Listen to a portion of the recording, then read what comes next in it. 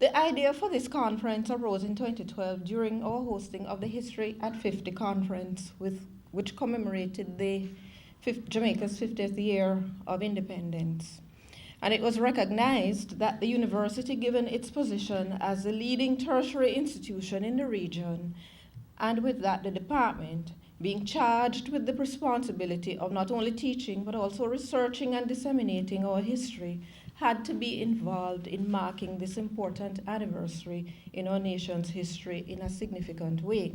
It's important to also note that it was in 1865 that the Building Societies Act was passed in Jamaica, which provided a means by which the Jamaican people were able to access financing by pooling their own resources to acquire housing. And one can but imagine the situation in those days, where the newly freed Jamaican would have had a difficult time entering the then Planter Bank to access financing. And so Jamaica National Building Society finds itself deeply wrapped up, deeply defined by this history. The organization, which was the creation of the merger of many building societies, beginning with the oldest being Westmoreland and the St. James, and continued in future years with the consolidation of, or the mergers of many other small parish-based building societies, including the St. Thomas Mutual Building Society, has resulted in the organization which today we call Jamaica National Building Society. It's for these reasons that are so deep in the life of Jamaicans, that we find it important to support this event, this historical event taking place at the university this week. 1865 was a serious time. Back of wickedness in its prime. Then walk with people. Walk them hard. Treat them worse than animal in the yard.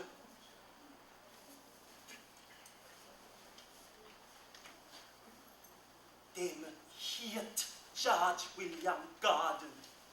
Them hate Paul Bogle too.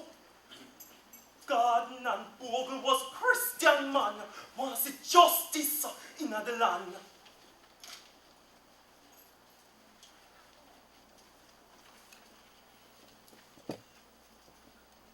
But justice never make the way.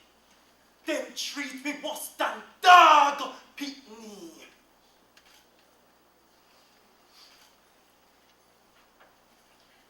White squall take a poor man mouth. Hungry and starvation they all bout. But Bogle, preach a man from Stony Gut.